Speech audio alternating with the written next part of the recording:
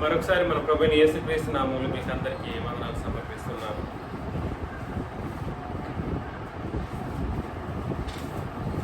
నేడు ఆరాధనలో మనం అపోస్తలుల బోధలో ఒక సంగతిని మనం పరిశీలన ఆల్రెడీ చేస్తూ ఉన్నాం. అదే విషయాన్ని మనం నేడు కూడా పరిశీలన చేయబోతాం.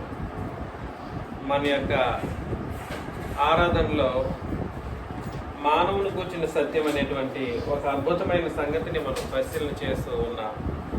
మానవుని కూర్చిన సత్యం అనే ఈ కాన్సెప్ట్ మనం ఎల్లప్పుడూ మనసులో పెట్టుకోవాల్సినటువంటి ఒక విషయం. విని మర్చిపోవడం కాకుండా ఖచ్చితంగా మనసులో పెట్టుకొని దాన్ని కార్యాచరణ చేయవలసినటువంటి పరిస్థితి ఉంది. మరొకసారి ఒక ఓవర్వ్యూ చేసినప్పుడు మానవుని కూర్చున్న సత్యం అనే దాంట్లో మానవుడు ఎన్ని భాగాల్లో పరిశీలన చేశాం. మానవుడు అన్నవాడు 2 భాగాలని సర్వలోకం నమ్మితే, బైబిల్ చదివే వాళ్ళు కూడా 2 భాగాలని ఆలోచన చేస్తే, మానవుడు అన్నవాడు 2 భాగాలు కాదు 3 భాగాలని, అది పాత నిబంధన కావచ్చు క్రొత్త నిబంధన కావచ్చు, 3 భాగాలని మనం లేఖనాల్లో విషయాలను పరిగ్రహించాం. అందులో మానవుడు ఒక శరీరం ఆత్మ మాత్రమే కాదు, మానవుని ఆత్మకు జీవం కూడా అవసరమై ఉన్నది. కాబట్టి మానవుడు శరీరము ఆత్మ జీవము అనేటువంటి 3 భాగాల సమ్మేళనం అనేటువంటి ఒక విషయాన్ని మనం గత కొన్ని వారాలుగా పరిశీలన చేస్తూ ఉన్నాం. అందులో జీవం గురించినటువంటి విషయాన్ని మనం చాలాసార్లు ఆలోచన చేశాం. ధర్మశాస్త్రం జీవింప చేయలేనిది, కేవలం క్రొత్త నిబంధన మాత్రమే నేడు ఏ మనిషినైనా కూడా సరే జీవింప చేయగలుగుతుంది అనేటువంటి సత్యాన్ని కూడా జీవం గురించి ఆలోచన చేసినప్పుడు పరిశీలన చేశాం. రెండవది ఆత్మకు సంబంధించినటువంటి పరిశీలన చేస్తూ ఉన్నాం. ఆత్మ యొక్క భాగాలు ఉన్నాయి. ఆత్మకు పంచేంద్రియాలు లేదా అంతరేంద్రియాలు అనేటువంటి 5 భాగాలతో కూడినటువంటిది ఆత్మ అని మనం పరిశీలన చేసాం. ఆ 5 ఏమిటి అనంటే మనస్సు, మనస్సాక్షి, మనోనేత్రాలు, హృదయము, మంచి చెడ్డల జ్ఞానం అనేటువంటి ఈ 5 భాగాలుగా ఆత్మ ఉన్నది. లేదా ఆత్మకు అన్ని అంతరింద్రియాలు 5 అంతరింద్రియాలు ఉన్నాయి అన్నటువంటి సత్యాన్ని గమనించగలిగాం. అందుకని అంతరింద్రియాలు అనే పేరు పెట్టడం జరిగింది. ప్రభు చిత్తమైతే ఫ్యూచర్లో ఈ ఆత్మకు సంబంధించిన విషయాలను మనం చేసి అయిపోయిన తర్వాత శరీర భాగాలకు సంబంధించిన విషయాలను మనం ఎలా సాధకం చేయాలో కూడా పరిశీలన చేస్తాం. మానవునికి వచ్చిన సత్యంలో శరీరం అనేది కూడా సరే ఇది చాలా పెద్ద సబ్జెక్ట్ అన్నమాట. అందులో ఇప్పటి వరకు మనం 8 పార్ట్లుగా పరిశీలన చేసాం. ఇవాళ హృదయం గురించే ఈ చాలా సంగతులు ఉన్నాయి. కాబట్టి హృదయం అనే అంతరింద్రియం, మానవునికి వచ్చిన సత్యంలో హృదయం అనే అంతరింద్రియానికి సంబంధించిన విషయాలను పరిశీలన చేస్తూ గతంలో 2 పార్ట్లు ఆలోచన చేస్తాం. ఈరోజు 3వ పార్ట్ పరిశీలన చేస్తాం. హృదయము.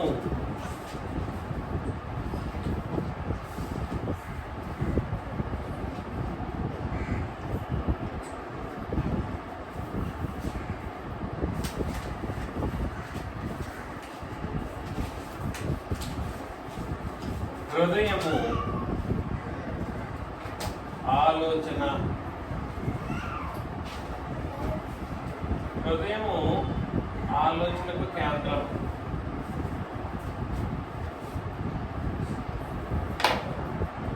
హృదయం దేనికి కేంద్రము? ఆలోచనకు కేంద్రం. ఈ ఆలోచనకు కేంద్రం అన్నటువంటి హృదయాన్ని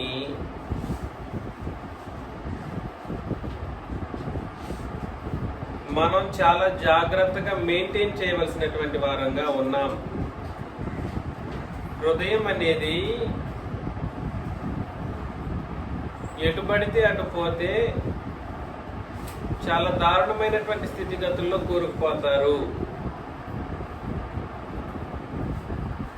హృదయము చేసేటువంటి ప్రతి ఆలోచన కూడా సరే మనోళ్ళందరూ ఏమనుకుంటుంటారంటే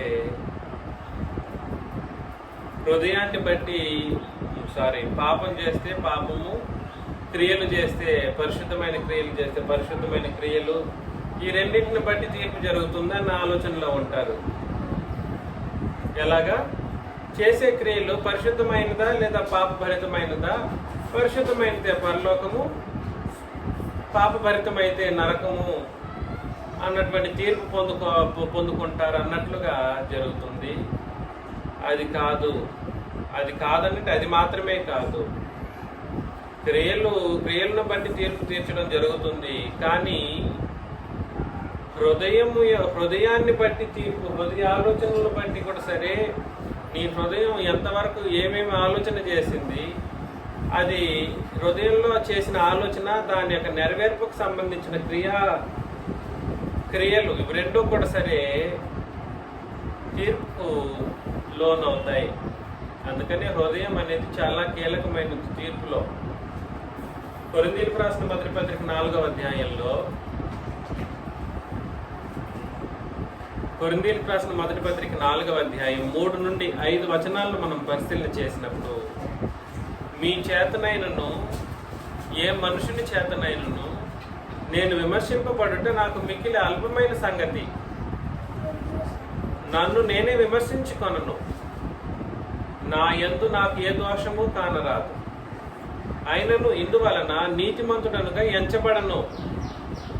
నన్ను విమర్శించేవాడు ప్రభువే.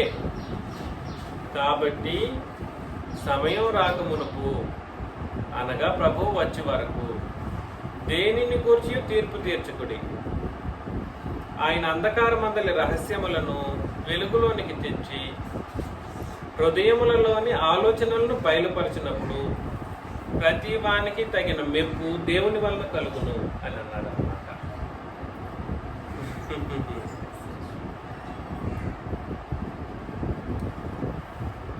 చాలా మంది సులభంగా, అతి సులభంగా సహోదరుల్ని తీర్పు తీర్చి, ఆయన పాపం చేస్తూ ఉంటాడు, ఆయన పాపి, ఆయన ఇది, ఆయన అది అని చెబుతూ తీర్పుకు, విమర్శకు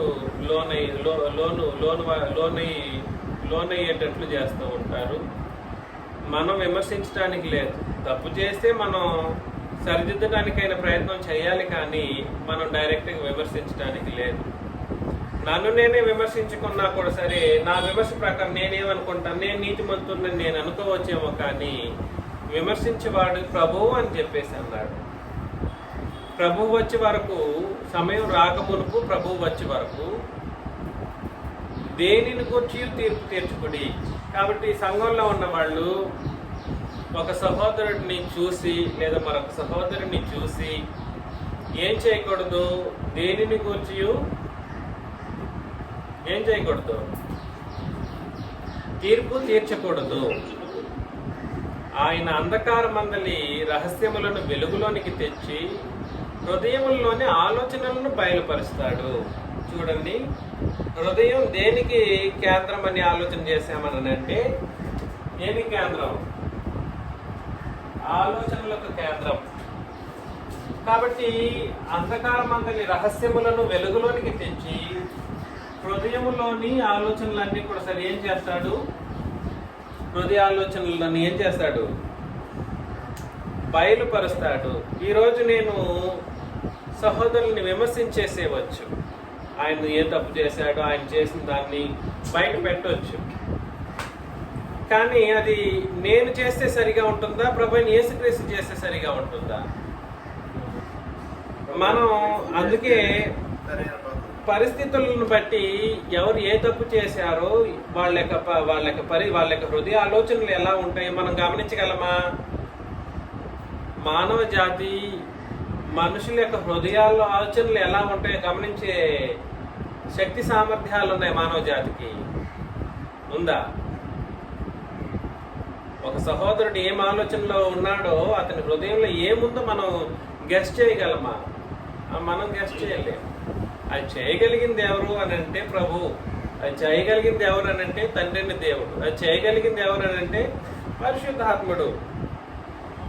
కాబట్టి హృదయములను పరిశీలన చేసేటువంటి ప్రభుని యేసుక్రీస్తు ఏం చేస్తారంటే హృదయాలోచనలను బయలుపరుస్తాడు. బయలుపరిచినప్పుడు ప్రతి వానికి తగిన మెప్పు దేవుని వలన కలుగును. ఆలోచన మంచిదైతే మెప్పు, ఆలోచన చెడ్డదైతే అంధకారంలో కూరుకుపోతారు, రహస్య పాపాలు చేస్తూ ఉంటారు. అందుకని హృదయాలోచనల మీద ఆలోచన మంచిదైతే ఏంటిది? ఈ ఆలోచన మంచిదైతే ఏమిటి? దేవుని వలన మెప్పు.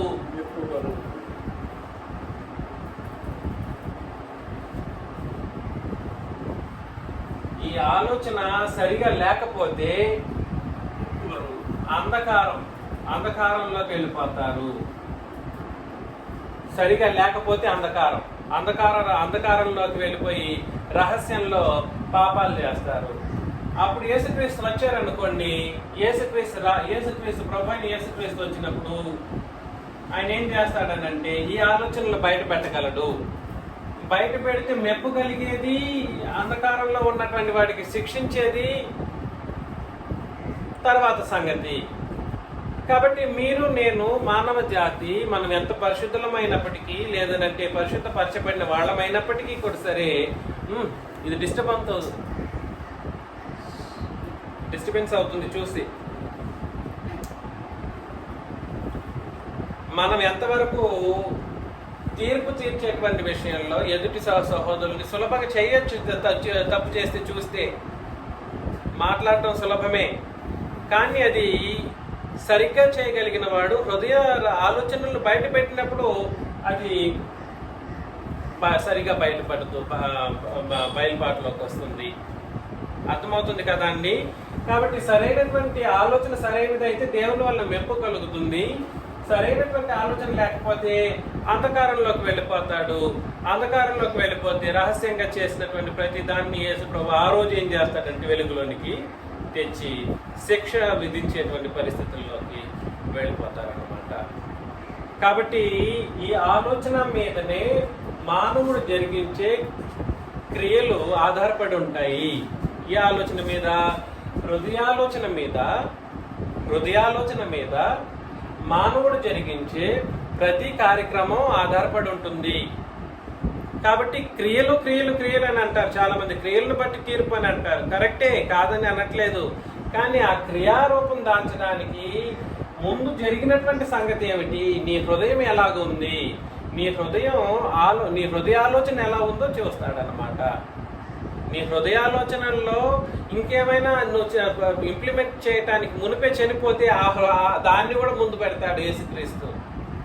ఇప్పుడు ఏదో ఒక తప్పు చేయాలనో లేదా ఒక మంచి కార్యం చేయాలనో మనం ఆలోచనలో పెట్టి ఉంటాం. అంతలోపే మనం చనిపోయాం అనుకోండి, దానికి కావలసిన మెప్పు రావాలన్నా వద్దా? ఒకవేళ మంచి కార్యం అయితే ఆలోచన తప్పని అన్నప్పుడు దానికి తగినటువంటి శిక్ష సహితం అనుగ్రహించబడాలని అంటే దాన్ని బయట పెట్టగలిగిన సామర్థ్యం కలిగిన వారు క్రీస్తు యేసు లేదా తండ్రి దేవుడు అన్న సంగతిని మనం గుర్తించినప్పుడు వాళ్ళు మాత్రమే సరిగా చేయగలరు. నీ క్రియలను నువ్వు చూసేస్తావు, చెడ్డకమని చెప్పేస్తావు, కానీ దానికి మూలమైనటువంటి ఆలోచన ఏమిటనేది తెలియజేసేటువంటి శక్తి సామర్థ్యాలు మానవ జాతికి లేదు. కాబట్టి హృదయాలోచన చాలా జాగ్రత్త. దాని మీదనే మానవులు చేసే క్రియలు అనేవి ఆధారపడి ఉంటాయి. మంచి ఆలోచన అయితే మంచి క్రియలు, చెడ్డ ఆలోచన అయితే చెడ్డ క్రియలు, అంధకార క్రియలు, పాపము. దాన్ని వెలుగులోనికి తేగలిగిన వాడు ప్రభువైన క్రీస్తు యేసు. అపోస్తల కార్యములు 8వ అధ్యాయంలో ఒక పెక్యులర్ మనిషిని మనం చూస్తాం. అపోస్తల కార్యములు 8వ అధ్యాయము 18 నుండి 24 వచనాలు చదివినప్పుడు అపోస్తలులు చేతులుంచటం వలన పరిశుద్ధాత్మ అనుగ్రహింపబడినని సీమోను చూచి వారి ఎదుట ద్రవ్యము పెట్టి, నేనెవని మీద చేతులుంచుదునో వాడు పరిశుద్ధాత్మను పొందినట్లు ఈ అధికారం నాకేయండి అని అడిగాడు. చూసారా? అపోస్తలులు చేతులుంచటం వల్ల పరిశుద్ధాత్మ అనే వరం పరిశుద్ధాత్ముడు అనుగ్రహించబడినటువంటి పరిస్థితి. పరిశుద్ధాత్మ అనుగ్రహింపబడినని సీమోను చూచాడు. సీమోన్ అనేవాడు గారడీ చేసేవాడు, మ్యాజిక్లు గిమ్మిక్లు చేసుకుంటూ తిరిగేవాడు. వాడి మ్యాజిక్లకి అలవాటైనటువంటి ప్రజలు ఎన్ని గారడీలు చేసినా సంతోషంగా ఉంటారు. కాబట్టి వీడు వినూత్నంగా పరిశుద్ధాత్మను సైతం డబ్బులు పెట్టుకోవడానికి ముందుకెళ్ళాడు అనమాట. అంటే పరిశుద్ధాత్ముడు వీడు చేసిన ప్రతి దానికి పరిశుద్ధాత్ముడు కార్యాచరణ చేయాల్సిన పరిస్థితులు ఉన్నాయి. అవునా?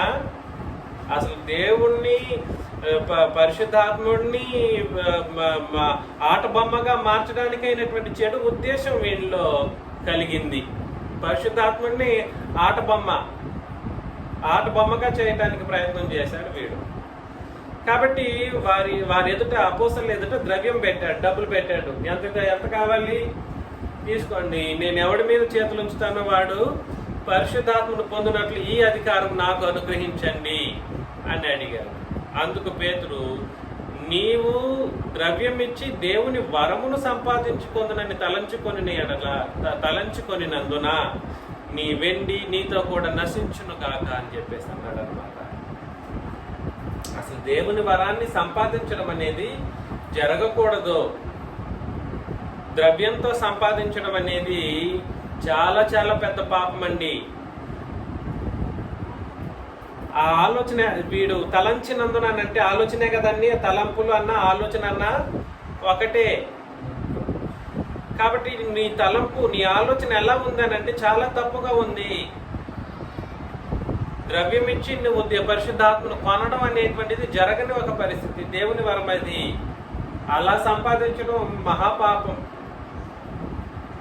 నేడు పేర్లు నేను చెప్పట్లేదు, ఫారినర్స్ నుంచి డబ్బులు తీసుకునే ప్రతి ఒక్కరు కూడా సరే ఇండియాలో నుండి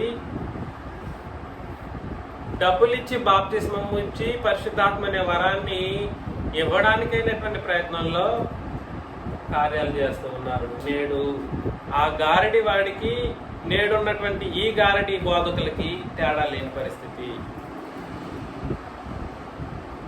చాలా మంది డబ్బులు ఇచ్చి పరిశుద్ధాత్మ అనే వరాన్ని ఇవ్వడానికైనటువంటి ప్రయత్నం చేస్తున్నారు. అది కేవలం అది బాప్తిస్మము కాదు, వీళ్ళు ఇచ్చే బాప్తిస్మము కాదు, పరిశుద్ధాత్ముడు అలాంటి పరిశుద్ధాత్మ అనే వరం అలాంటి వాళ్ళకి అనుగ్రహించబడదు. కానీ చేస్తున్న ఆలోచన దేనితో చేస్తున్నారంటే, తలంపులు దేని మీద ఉందనంటే దేని మీద ఉంది. ఒక 10 మందికి బాప్తిస్మం ఇస్తే 10 × 500 5,000 దేని మీద ఉంది తలంపులు. కొంతమంది డిస్ట్రిక్ట్స్లో మా ఏరియాలో డిస్ట్రిక్ట్స్లో తిరిగి ఆనాడు బాప్తిస్మం ఇచ్చి యోహాను ఇచ్చినట్లుగా నేను ఇవ్వడానికి ప్రయత్నం చేస్తున్నాను అన్నట్లుగా యోహానుతో బాప్తిస్మం ఇచ్చి యోహానుతో తను సరిపోల్చుకొని ఒకరికి ఇస్తే 500, 10 మందికి ఇస్తే 5,000, 50 మందికి ఇస్తే 25,000, అట్లా కొన్ని వందల వేల మందికి సెకండ్స్లో ఇచ్చినోళ్ళకే ఇచ్చినోళ్ళకే 10 సార్లు ఇస్తారన్నమాట అండి. అది ఎలాంటి ఆలోచన అంటే ద్రవ్యం పెట్టి పరిశుద్ధాత్మ అనే వరాన్ని కొనడానికైనటువంటి ప్రయత్నం, లేదా అలాంటి పరిస్థితుల్లో కార్యాలు జరిగించేటువంటి ప్రయత్నం చేస్తారు. ఇది డబ్బు మీద వ్యామోహంతో జరిగించినటువంటి కార్యక్రమం. 21లో నీ హృదయము దేవుని ఎదుట సరి అయినది కాదు గనుక ఈ కార్యమందు నీకు పాలు పంపులు లేవు. కాబట్టి నీ తలంపు ఎక్కడి నుండి వస్తుంది? హృదయం నుండి వస్తుంది. దేవుని వరాన్ని కొంటాననే ఒక ఆలోచన నీలో కలిగింది. నీ వెండితో పాటు నువ్వు కూడా నశించిపోతావు, శాపగ్రస్తుడు అయిపోతావు అని చెప్పిన తర్వాత ఆలోచన ఎందుకు వచ్చిందని నీ హృదయం దేవుని ఎదుట ఏమైపోయింది? సరి అయినది కాదు కనుక ఈ కార్యమందు నీకు పాలు పంపులు లేవు. కాబట్టి ఈ నీ చెడుతనం మానుకొని మారు మనసు నుండి ప్రభువును వేడుకోను. ఏ ప్రభువు? ఈ ప్రభువు యేసుక్రీస్తు. కాబట్టి నీ చెడుతనం మానుకొని మారు మనసు నుండి ప్రభువును వేడుకొను. ఒకవేళ నీ హృదయాలోచన క్షమింపబడవచ్చును. బడవచ్చునంటే అర్థం ఏమిటి? క్షమించబడతామని చెప్పలేదు ఇక్కడ. అంటే ఈయన చేతిలో లేదు, పేతురు చేతిలో. అర్థమవుతుంది కదండి? పేతురు చేతిలో లేదు క్షమించేది, క్షమించబడినది. అది ప్రభువు చేతిలో ఉంది. ఎవరికి ప్రార్థన చేస్తే? ప్రభువుకి ప్రార్థన చేసినప్పుడు. క్షమించబడే ఒక కార్యక్రమం దేవునిది లేదా ప్రభువుది. అది దాంట్లో నీవు నేను జోక్యం చేసుకొని కార్యాచరణ చేయడం అనేది సాధ్యమైనటువంటి పరిస్థితి కాదు. మిమ్మల్ని నేను ప్రేమతో హెచ్చరిస్తున్న విషయం ఏమిటంటే, దేవుని ఎదుట సరైనటువంటి హృదయం లేకపోతే తలంపులు సరిగా ఉండవు. అందుకని 22లో ఈ నీ చెడుతనం మానుకొని, కాబట్టి చెడ్డతనం ఎట్లా వస్తుంది ఒక మనిషికి? చెడుతనము లేదా దుష్టత్వం. నెక్స్ట్ 23లో నీవు ఘోర దుష్టత్వములోను దుర్నీతి బంధకముల్లోనూ ఉన్నట్టు నాకు కనబడుచున్నదని చెప్పి ఎన్ని మాటలు వాడేశాడు చూడండి. ఎన్ని మాటలు వాడాడు చెప్పండి చూద్దాం. అంధకారము లేదా పాపంలో సరైనటువంటి ఆలోచన లేకపోవడం ద్వారా ఒక మనిషి ఎన్ని కార్యాలు చేస్తున్నాడో మనం గమనించగలం. ఒకటి, ద్రవ్యం మీద మనస్సు, ద్రవ్యం మీద ఆలోచన ఉంటుంది, తలంపులు ఉంటాయి. 2, దేవుని ఎదుట హృదయం సరైనదిగా కాదు.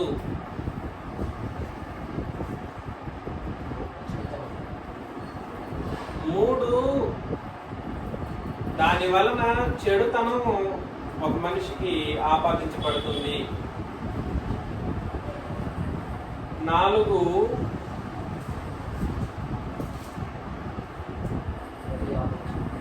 ఘోర దుష్టత్వం. ఏమంటారు? ఏమిటండి?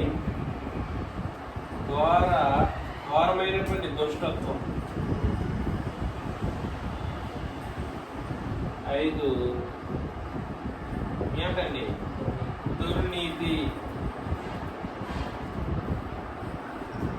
అందుకు సీమోను, మీరు చెప్పిన వాటిలో ఏది నా మీదికి రాకుండా మీరే నా కొరకు ప్రభువుని వేడుకొనడని చెప్పాను అన్నాడు. భయం వచ్చేసింది. అంతవరకు గారడీలు చేసుకుంటూ, అంతవరకు ఆటలాడుకుంటూ, మనుషుల్ని మెప్పించుకుంటూ, చాలా డబ్బులు సంపాదించుకుంటూ ఎన్నెన్నో కార్యక్రమాలు చేసిన వాడు పరిశుద్ధాత్మ అనే వరం పొందుకునేటువంటి వాళ్ళు లేదా పరిశుద్ధాత్ముడిని పొందుకున్నటువంటి జనులు చాలా శ్రేష్టమైనటువంటి గొప్ప గొప్ప కార్యాలు జరిగిస్తూ ఉండగా చూసినప్పుడు దీన్ని ఎలాగైనా మనం కాజేసుకోవాలి ఈ అధికారాన్ని.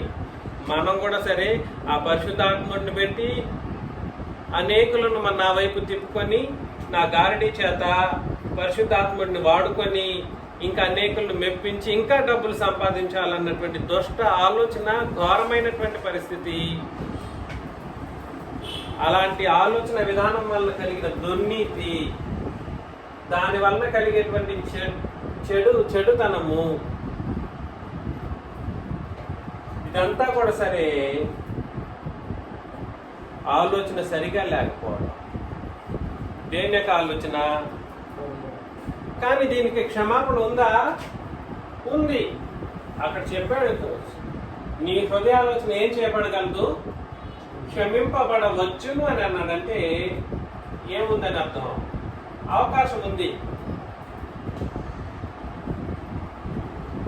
క్షమించబడవచ్చు. నీ వాటిని కూడా సరే ప్రభు క్షమించగలిగే అవకాశాలు ఉన్నాయి అన్నట్టుగా చెప్పాడు అనమాట. అర్థమవుతుంది కదండి? ఈ విషయాన్ని మనం గుర్తుపెట్టుకోవాలి. చాలా చాలా కీలకమైనటువంటి విషయం. ఈ హృదయాలోచనలో తప్పిపోయేటువంటి మరికొన్ని పరిస్థితులు ఉంటాయి. ఎప్పుడు ఒక మనిషి హృదయాలోచనలో తప్పిపోగలడు అని అంటే, రోమిలికి రాసిన పత్రిక 2వ అధ్యాయం 5లో, రోమిలికి రాసిన పత్రిక 2వ అధ్యాయం 5లో, నీ కాఠిన్యమును మార్పు పొందని నీ హృదయమును అనుసరించి ఉగ్రత దినమందు, అనగా దేవుని న్యాయమైన తీర్పు బయలుపరచబడి దినమందు నీకు నీవే ఉగ్రతను సమకూర్చుకుంటున్నావు అని అన్నాడు అన్నమాట. హృదయం సరిగా ఆలోచించకపోవటానికి, హృదయ ఆలోచనలో తప్పిపోవటానికి అత్యంత ముఖ్యమైనటువంటి మరొక కారణం ఉంది. అదేమిటి అనంటే, కఠినమైనటువంటి హృదయం కలిగి ఉండటం, మృదువుగా లేకపోవటం, ఎప్పటికప్పుడు చేసిన తప్పు విషయంలో మార్పు పొందని హృదయాన్ని కలిగి ఉండడం. ఈరోజు నేను తప్పు చేసేసాను, ఆ తప్పు విషయంలో నా మనసు అప్పటికప్పుడే మార్పు నందవలసినటువంటి పరిస్థితి ఉంది. మరలా చెబుతున్నా, ఏదైనా అబద్ధం మాట్లాడామో లేదా తప్పుడు ఆలోచనలో చేశామో ప్రతి దానికి దేవుని ముందు మనం ఏం చేయాలని అంటే మారు మనసు పొంది హృదయాన్ని మార్చేసుకోవాలన్నమాట. అలాంటి ఆలోచన చేయకుండా, అలాంటి తప్పులు జరిగించకుండా హృదయాన్ని మార్పు చెందించాలి. కఠినంగా ఉండడానికి అవకాశం లేదు. అర్థమవుతుంది కదండి? ఇది దేనికి దారితీస్తుందనంటే, ఈ ఆలోచన సరిగా లేకపోతే దేనికి దారితీస్తుంది? ఈ కఠినమైనటువంటి హృదయం కలిగి ఉండి ఏమైపోతారు? కఠిన హృదయం వలన ఏమైపోతారు?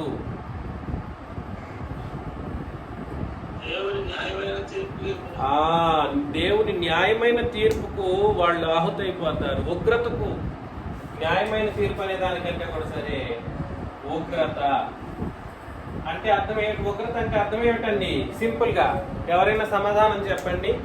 ఉగ్రత అంటే సమాధానం సింపుల్ గా ఏమిటి? నరకం, నిత్య నాశనం లేదా నరకం. ఉగ్రత అంటే ఏమిటో కాదు, నరకం. రాసుకోండి అక్కడనే మీరు కావాలంటే. ఉగ్రతను సమకూర్చుకోవడం అంటే అర్థం ఏమిటంటే నరకంలో పడిపోతావు. కాబట్టి నేను మిమ్మల్ని, ఇది క్షమించబడేటువంటి పరిస్థితులు ఉన్నప్పటికీ కూడా సరే కఠిన హృదయం ఉంటే మాత్రం ఎక్కడికి వెళ్ళిపోతారంట? ఎక్కడికి వెళ్ళిపోతారు? నరకానికి వెళ్ళిపోతారు. వేరే దారి ఉండదు వాళ్ళకి. పరలోకానికి వెళ్ళే మార్గం ఖచ్చితంగా ఉండదు. ఈ కఠినమైనటువంటి హృదయం కలిగిన వాళ్ళు పాత నిబంధనలో అనేకులు ఉన్నారన్నటువంటి సత్యాన్ని క్రొత్త నిబంధన తెలియజేస్తుంది. దాన్ని మనం ఒకసారి పరిశీలన చేస్తాం. ఇశ్రాయేలీయులు అనేక సందర్భాల్లోనంట తమ హృదయాలోచనల్లో తప్పిపోతున్నారు. ఎందుకంటే వాళ్ళ హృదయాలు కఠినంగా ఉన్నాయి అంటాడు. హెబ్రీ పత్రిక 3వ అధ్యాయం 10లో, హెబ్రీ పత్రిక 3వ అధ్యాయం 10వ వచనం మనం చదివినప్పుడు, కావున నేను ఆ తరము వారి వలన, ఈ తరం కాదండి, ఆ తరము. అక్కడ పదాలు ఆ ఈలు కూడా కరెక్ట్ గా చదివి తెలుసుకుంటేనే సరిగా తెలుస్తుంది. ఆ తరం అంటే ఏ తరమో కూడా తెలియదు మనుషులకి. ఆ తరము వారి వలన విసిగి వీరెల్లప్పుడూ తమ హృదయాలోచనల్లో తప్పిపోచున్నారు, నా మార్గములను తెలుసుకొనలేదు అని అన్నాడు అనమాట. చూసారా? ఇశ్రాయేలు జనాంగం అంట ఆ తరం వారిలో కొంతమంది వారి యొక్క ఆలోచన వల్ల నేనే విసిగిపోయానని దేవుడు చెప్తా ఉన్నాడు. వారి వల్ల నేను విసిగిపోయాను, వేసారిపోయాను. ఎందుకనంటే పై రూపాన్ని చూసే మనం విసుగుండదు.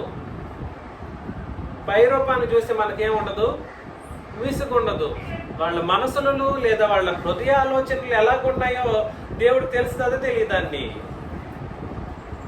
తెలిస్తే తెలీదా? వాళ్ళ కళ్ళ ఆయనకి తెలియదంటూ ఏమీ ఉండదు. కాబట్టి వాళ్ళ హృదయాలోచనలు తప్పిపోయే దాన్ని చూసేది ఎవరు? మనుషులా, దేవుడా?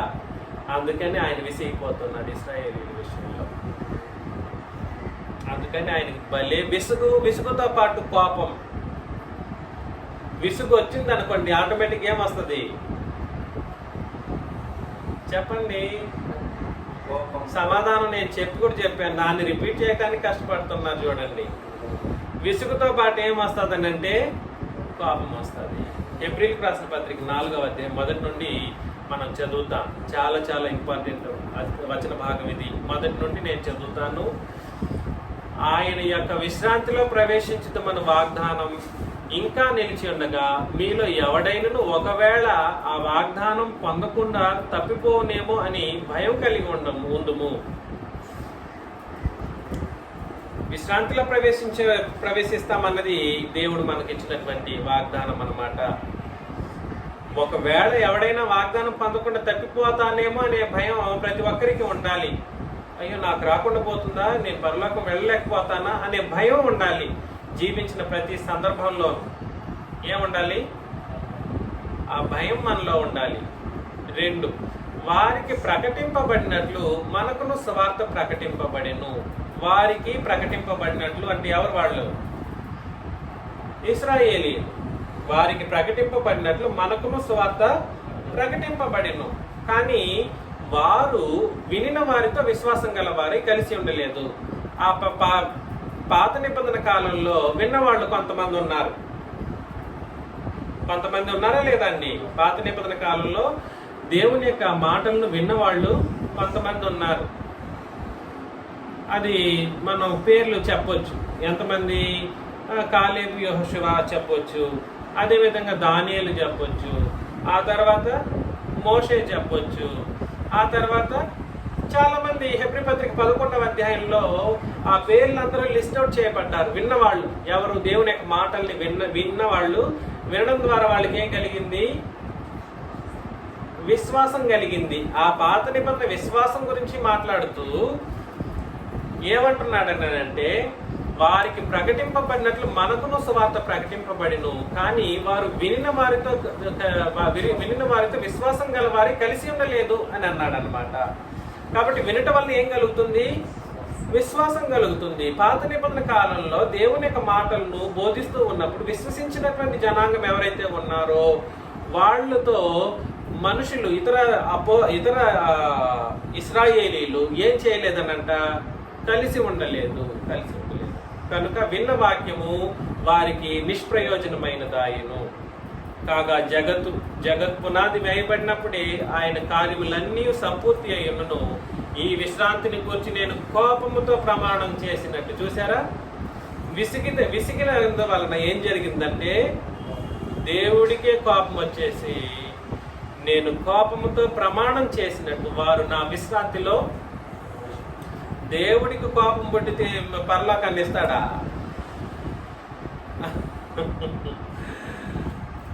నేను కోపంతో ప్రమాణం చేసినట్టు వారు నా విశ్రాంతిలో ప్రవేశింపరు అని ఆయన చెప్పిన మాటను అనుసరించి విశ్వాసులమైన మనము ఆ విశ్రాంతిలో ప్రవేశించుచున్నాము.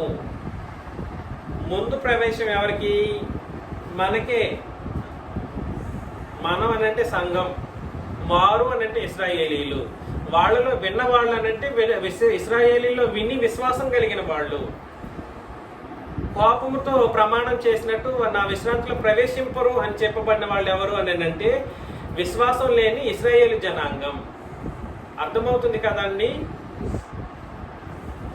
ఇది మనకు తేటగా అర్థం కావాలి. కారణం ఏమిటో చెప్పేస్తాడు అనమాట.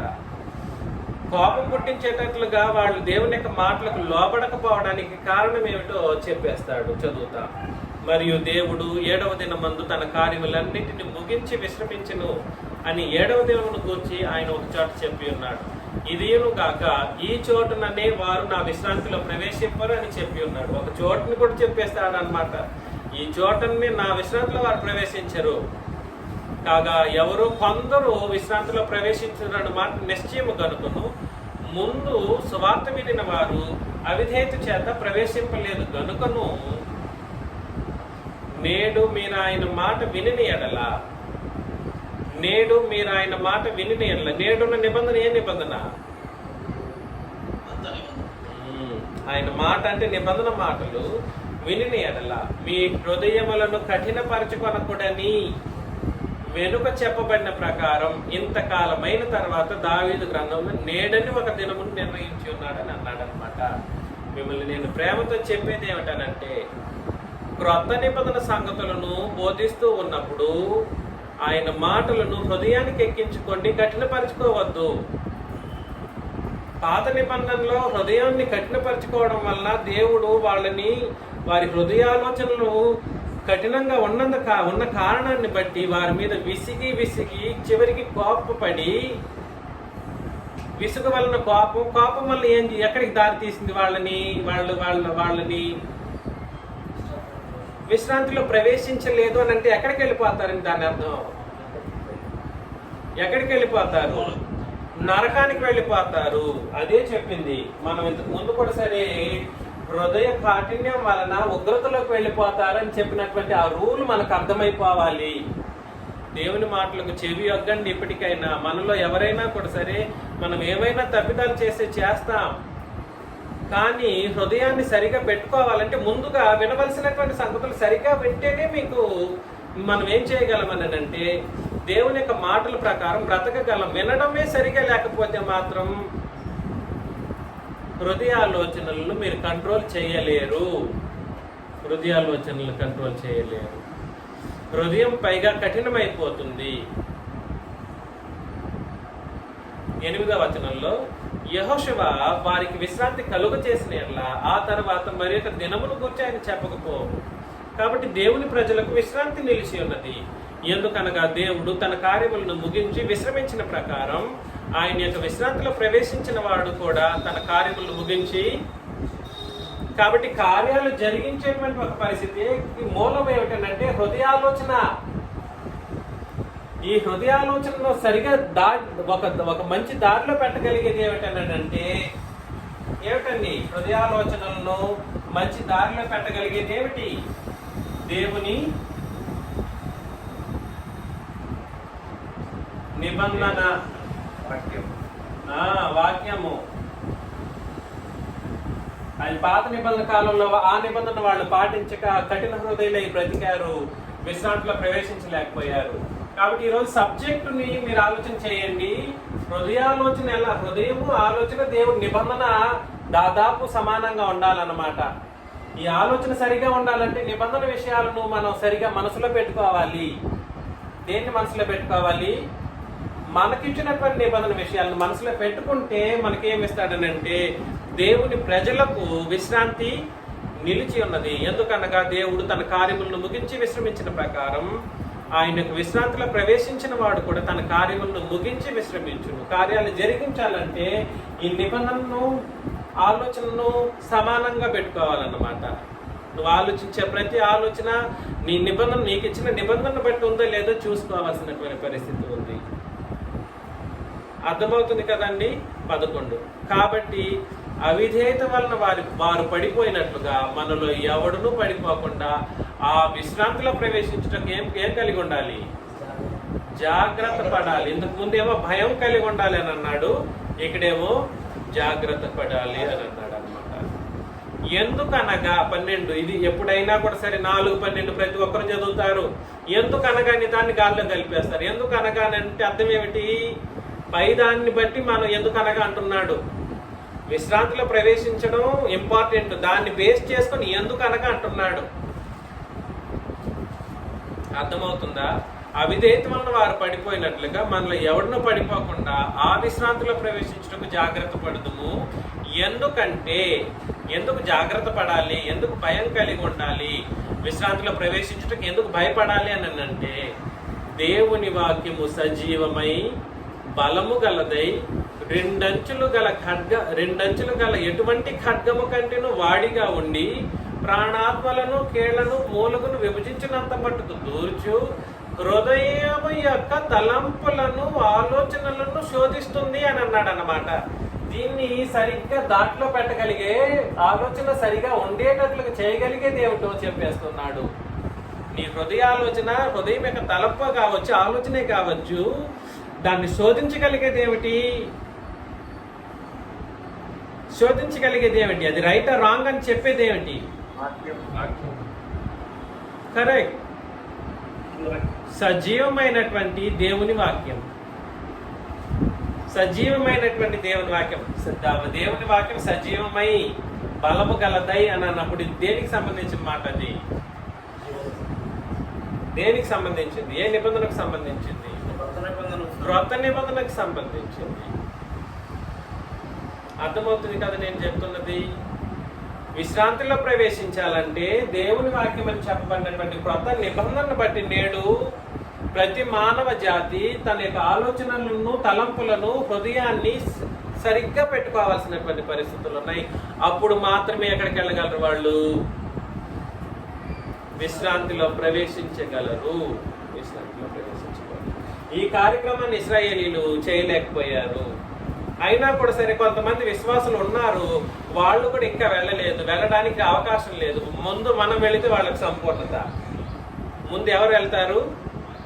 మనం పరలోకంలో ప్రవేశిస్తే వాళ్ళకేం కలుగుతుందంట? సంపూర్ణత కలుగుతుంది. సంపూర్ణులైన వాళ్ళే పరలోకంలో ప్రవేశించగలరు. అందుకని హెబ్రీ పత్రిక 11:39-40 వచనాల్లో అది మనకు తెలిసిన వచన భాగమే. ఏమిటి 39-40లో?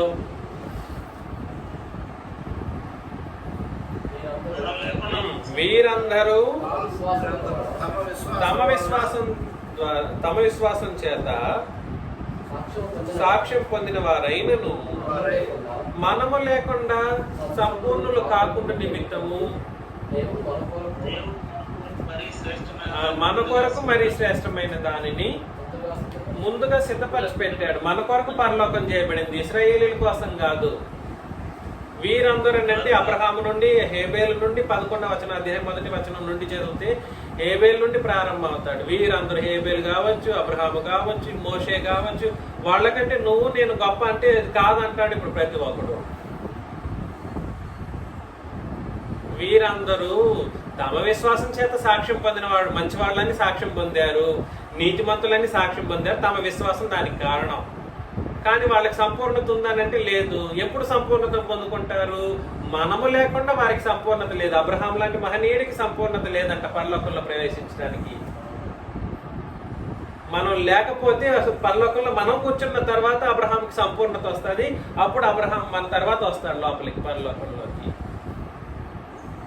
దయచేసి విశ్రాంతిలో ప్రవేశించుటకు కారణం ఏమిటో మనం అర్థం చేసుకోండి. మూల కారణం దేవుని యొక్క నిబంధన.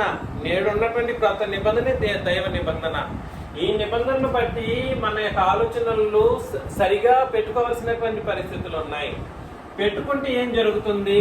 హృదయం సరైనటువంటి విధానంలో ఆలోచన చేయగలుగుతుంది, కఠినమైనదిగా ఉండదు. కఠినపరచబడితే మాత్రం ఉగ్రతకు నరకానికి వెళ్ళిపోయేటువంటి పరిస్థితులు.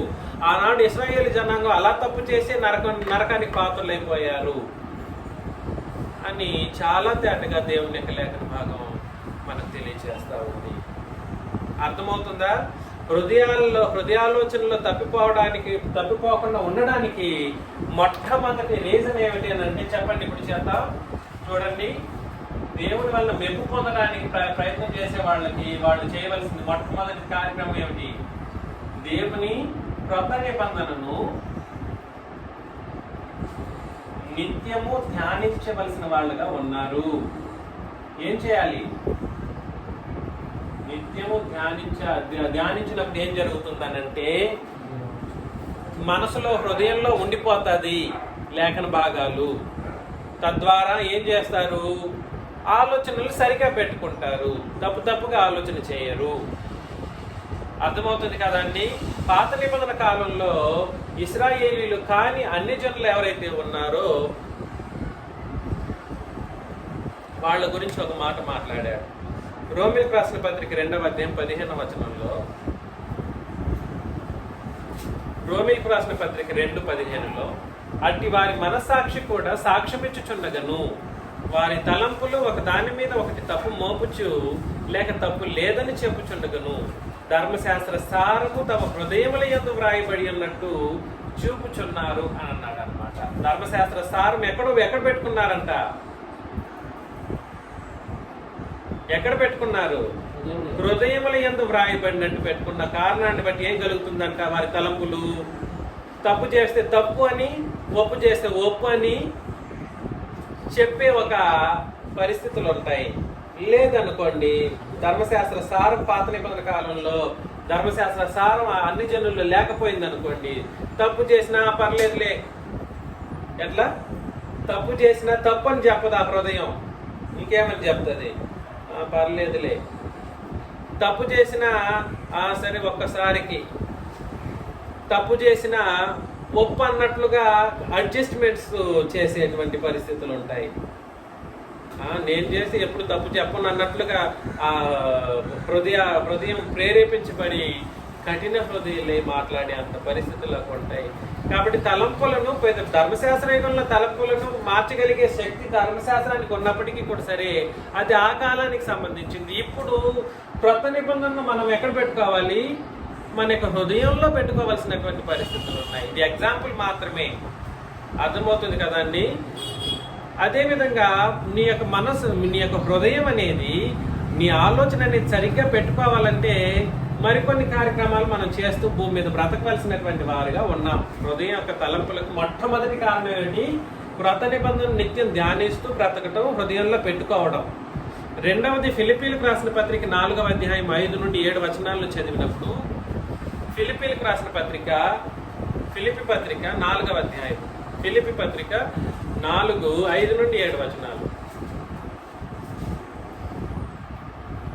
మీ సహనమును సకల జనులకు తెలియబడనీయుడి, ప్రభువు సమీపముగా ఉన్నాడు, దేనిని గూర్చి చింతపడకుడి, కానీ ప్రతి విషయంలోనూ ప్రార్థన విజ్ఞాపనల చేత కృతజ్ఞతాపూర్వకముగా మీ విన్నపములు దేవునికి తెలియజేయడి. అప్పుడు సమస్త జ్ఞానమునకు మించిన దేవుని సమాధానం యేసుక్రీస్తు వలన మీ హృదయములకును మీ తలంపులకును కావలి.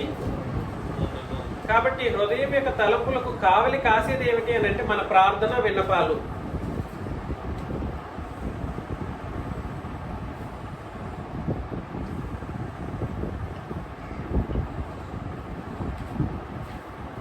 ప్రార్థన విన్నపాలు మనం ఎల్లప్పుడూ దేవునికి ప్రతి విషయంలోనూ చెబుతూ ఉంటే మనం చేసే ఆలోచనలో కూడా సరే కావలి ఆలోచనలకు కావలి కాసే పరిస్థితులు ఉంటాయి అన్నమాట. అది జ్ఞానానికి సమస్త జ్ఞానానికి మించిన దేవుని సమాధానం మన మనసులో మన హృదయంలో అనుగ్రహించబడుతుంది. అందుకే అన్నాను మొదట ఒక స్టేట్మెంట్ చెప్పాను, ఎంతమంది గుర్తుందో లేదో. మనం చేసే ప్రతి తప్పిదాన్ని ప్రార్థనల్లో చెప్పి ఏం చేయాలి, మార్పు నందు హృదయాన్ని కలిగిన వాళ్ళంగా ఉండాలి. మార్పు నందు హృదయాన్ని కలిగిన వాళ్ళంగా ఉంటే, ప్రార్థనలో వేడుకుంటూ ఉంటే మన తలంపులు తప్పుగా పోవంట, మన ఆలోచనలు తప్పుగా ఉండవు, హృదయం చేసే ఆలోచనలు తప్పుగా వెళ్ళవు అని అన్నాడు. కావలి కాసే పరిస్థితులు ఉంటాయి. అయ్యో ఇది తప్పు చేసేసాను, వెంటనే మోకాళ్ళు ఉండాలి, ప్రార్థన చేయాలి అని అనుకునేటువంటి ఒక పరిస్థితి. ఈ ప్రాక్టీస్ చేయాలండి, గుర్తుపెట్టుకోండి. మరలా ఇది ప్రాక్టీస్ చేయవలసినటువంటి ఒక సంగతి. ప్రతి ఆలోచన, తప్పుడు ఆలోచన వచ్చినా మోకాళ్ళు వేసేయాలి. గుర్తుపెట్టుకోండి, ఆలోచనలో కూడా మనం తప్పు చేయడానికి వీలు లేదు సుమి. మూడవ ముఖ్యమైన విషయం అపోస్తల కార్యములు 4వ అధ్యాయం 32లో, అపోస్తల కార్యములు 4వ అధ్యాయం 32, విశ్వసించిన వారందరూ ఏక హృదయమును ఏక ఆత్మయు గలవారయ్యుండి. ఎటువంటి హృదయం? విశ్వసించిన వారందరూ. పాత నిబంధనలో కూడా సరే విశ్వసించిన వారందరూ ఒకవైపు, విశ్వసించలేని వాళ్ళు మరొక వైపు. పాత నిబంధన ఇశ్రాయేలీల్లోనే 2 రకాలు. విశ్వసించిన వాళ్ళందరూ, అందరూ అని అంటే ఎక్కడ ఎక్కువ మంది లేరులేండి. ఏ తరానికో రెండు తరాలకో 200 సంవత్సరాలకు ఒక మనిషి కనపడేవాడు విశ్వసించిన వాడు. ఏ 200 సంవత్సరాలకు ఒకడు భూ ప్రపంచం మొత్తానికి ఒకడే ఉండేవాడు, పవిత్రుడు దేవుని ముందు. అర్థమవుతుందా? ఏ 70 సంవత్సరాలకు ఒకడు కనపడేవాడు, ఏ 100 సంవత్సరాలకు ఒకడు కనపడేవాడు. అలాగా ఒకడే ఒక పక్క, ఇశ్రాయేలు జనాంగం అంతా మరొక పక్క. వీళ్ళందరూ నరకానికి, ఆ ఒకడు మాత్రం ఎక్కడికి? విశ్రాంతిలోకి. కానీ మనం వెళితేనే ఆ విశ్రాంతిలోకి వాళ్ళు వస్తారు. అది కూడా గుర్తుపెట్టుకుందాం. కాకపోతే ఇక్కడ 4వ అధ్యాయం 32లో క్రొత్త నిబంధనలో కూడా సరే విశ్వసించిన వాళ్ళందరూ ఉంటే, వాళ్ళందరూ ఎట్టి హృదయం కలిగి ఉండాలి అని అంటే ఏక హృదయం. చాలా అండర్లైన్ చేసుకోండి అక్కడ. ఏక హృదయమును ఏక ఆత్మయు గలవారయ్యుండిరి. ఎవడును తనకు కలిగిన వాటిలో ఏది తనదని అనుకొనలేదు, లేదా ఊహించలేదు, లేదా తలంచలేదు, లేదా ఆలోచన చేయలేదు. నేను తెచ్చానా, నాది ఇది, నేను తెచ్చాను, మా వస్తువు, అట్లంటే కష్టం. ఎవడును తనకు కలిగిన వాటిలో ఏది తనదని అనుకుంటే మాత్రం, అలాంటి ఆలోచన ఉంటే ఏక హృదయం లేదు అని అర్థం. విశ్వసించిన వారితో కలిసి ఉండే ఆలోచన లేదు అని అర్థం అన్నమాట. విశ్వసించిన వారితో కలిసి ఉండే ఆలోచన లేకపోతే straight away you will go to hell. ఎక్కడికి వెళ్ళిపోతారు? నరకానికి వెళ్తారు. వారికి కలిగినదంతయు వారికి సమిష్టిగా ఉండేది. మీ ఆస్తులన్నీ తీసుకొచ్చేసేయని నేను అనట్లేదు, నేను అట్లా అనను. తీసుకొస్తే నేను వద్దని కూడా చెప్పను. కాకపోతే పరిస్థితి ఏమిటంటే, మనమందరం ముఖ్యంగా నేను చెప్పడానికి ప్రయత్నం చేస్తున్నది ఏమిటంటే, మనమందరం ఒక హృదయాన్ని కలిగి ఉందాం. విశ్వసించిన వాళ్ళు ముందుగా కలిసి ఉండడానికి ప్రయత్నం చేస్తాం. కలిసి ఉండే హృదయం లేకపోతే మాత్రం, విశ్వసించిన వారితో కలవలేకపోతే మాత్రం, కలిసి ఉండలేని హృదయం ఉంటే మాత్రం స్లోగా అది ద్రవ్యం వైపు ఆలోచన పెంచుతుంది. దేవుని ఎదుట సరైనటువంటి ఆలోచన కలిగి ఉండదు. చెడుతనాన్ని ప్రోత్సహిస్తుంది. ఘోర దుష్టత్వంలోకి నెట్టివేస్తుంది. దుర్నీతిలోకి లాగేస్తుంది. కఠిన హృదయులై నరకానికి వెళ్ళిపోయేటువంటి ప్రయత్నంలో వెళ్ళిపోతారు. కాబట్టి ముందు కలిసి ఉండడానికి ప్రయత్నం చేద్దాం, తర్వాత ఆస్తి సంగతి. అర్థమవుతుందని నేను చెప్పేది. ముందు కలిసి ఉండే ఆలోచన రావాలి. మూడవ సంగతి, మొదటిది ఏమిటి? క్రొత్త నిబంధన మన ఆలోచన సరిగా ఉండడానికి గాడిలో పెట్టగలిగేటువంటిది ఏమిటంటే, నెంబర్ 1 క్రొత్త నిబంధన వాక్యం. 2 ప్రార్థన విన్నపాలు నీ ఆలోచనకు కావలిగా ఉంటాయి. 3 ఏమిటి? విశ్వసించిన వారందరూ కలిసి ఉండడం.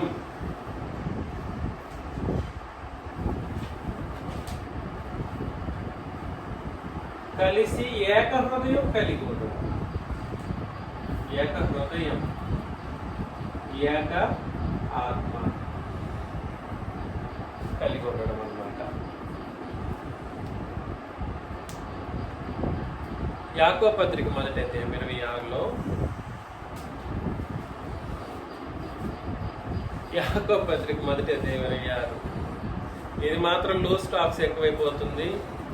మనం అందరం, నేను కూడా ఇంక్లూడింగ్ నేను కూడా చాలా తప్పులు చేస్తాం ఈ విషయంలో. చదువుతాము. ఎవడైనా నోటికి కళ్ళెం పెట్టుకున్నాక తన హృదయంలో మోసపరుచుకుని భక్తి గల వాడిని అనుకున్నాడరా వాని భక్తి వ్యర్థమే. కాబట్టి ఎవడైనా నోటికి కళ్ళెం పెట్టుకోకపోతే వాడు తన హృదయాన్ని మోసం చేసుకున్నాడు.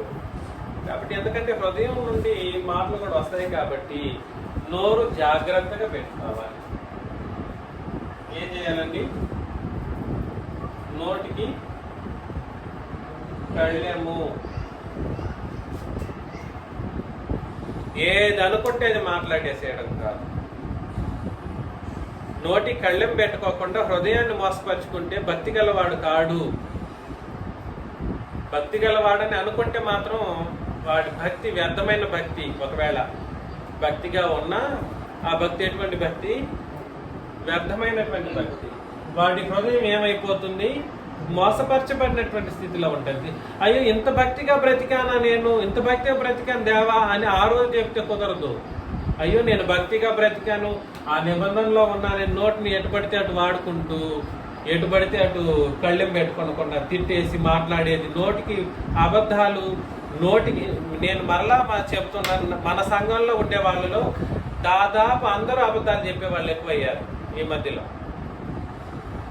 మరలా చెప్తున్నా, దాదాపు అందరూ అబద్ధాలు, అసలు అబద్ధాన్ని అంత సునాయాసంగా వచ్చేస్తా ఉంది. ప్రతి దానికి కవరింగ్లు అవుతూ ఉంది, అబద్ధాలతో కవర్ చేస్తూ ఉన్నారు.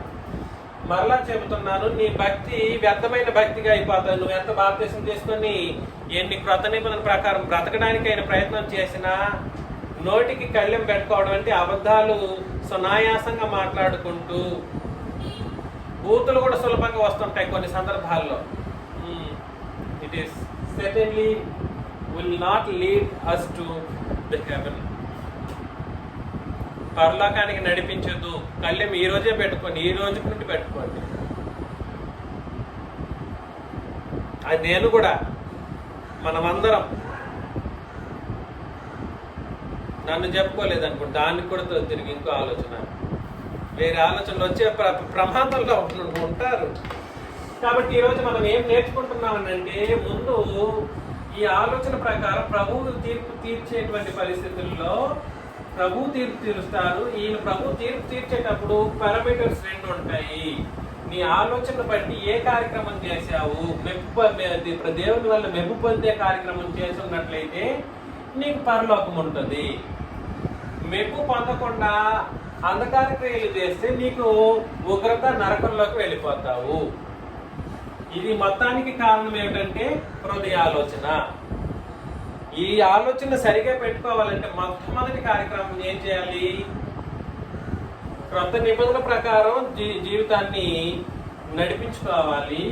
ప్రార్థన విన్నపాలు ఎల్లప్పుడూ ప్రతి దానికి ప్రార్థన విన్నపాలతో మనం దేవునితో సమాధాన పడాలి. అప్పుడు ఆ ప్రార్థన విన్నపాలే మన ఆలోచనలకు ఏం చేస్తాయి? ఎలా ఉంటాయి? కావలిగా ఉంటాయి. 3, విశ్వసించిన వారితో కలిసి ఉండాలి. ఏక హృదయం ఏకాత్మ కలిగిన వాళ్ళగా ఉండాలి. 4, నోటికి కళ్ళు పెట్టుకోవాలి. చాలా ఉన్నాయి పాయింట్లు, అన్ని ఒక రోజులోనే చెప్పడం అనేది సాధ్యపడదు. అదేవిధంగా నరకానికి పోయే వాళ్ళ యొక్క ట్రైట్స్, గుర్తులు ఇట్లా ఉంటాయి అన్నమాట. నరకానికి వెళ్ళే వాళ్ళ గుర్తులు ఏమిటి? వాళ్ళ హృదయ ఆలోచన ఎప్పుడు దేని మీద ఉంటాయి? ఆలోచనలన్నీ దేని మీద ఉంటాయి? డబ్బు మీద ఉంటాయి. 2, దేవుని ముందు వాళ్ళ యొక్క ఆలోచన ఎలా ఉండదు? సరైనదిగా ఉండదు. 3, వాళ్ళ యొక్క తనం, వాళ్ళ యొక్క బ్రతుకు ఎలా ఉంటుందంటే చెడుతనంతో ఉంటుంది. 4, ఎలాగుంటది? ఘోరమైనటువంటి దుష్టత్వం వాళ్ళలో ఉంటది. 5, దుర్నీతి ఉంటుంది. 6, వాళ్ళ హృదయం ఎప్పుడు మార్పు నందదు. మరి ఎలా ఉంటది? కఠినమైనటువంటి హృదయంగా ఉంటది. కఠినమైనటువంటి హృదయంగా ఉంటది. కాకపోతే ఇది క్షమించబడేటువంటి ఒక అవకాశం ఉంటుంది. ఎప్పుడు అనంటే ప్రభువుకి మనం ప్రార్థన చేసినప్పుడు. అర్థమవుతుందా? ప్రభువుకి మనం ప్రార్థన చేసినప్పుడు క్షమించబడే అవకాశాలు ఉంటాయి. కానీ జరిగించవలసింది ఏమిటో ఆలోచన చేయండి. జరిగిస్తూ ఉన్నప్పుడు దీన్ని ఇలా కాకుండా ఇలా జరిగిస్తూ మన భూమి మీద బ్రతుకుతూ పరలోకానికి సిద్ధమవ్వాలని నన్ను నేను హెచ్చరించుకుంటూ మిమ్మల్ని అందరినీ హెచ్చరిస్తూ ముగిస్తున్నాను. ప్లీజ్ చేసిన మీకు అందరికీ వందనాలు.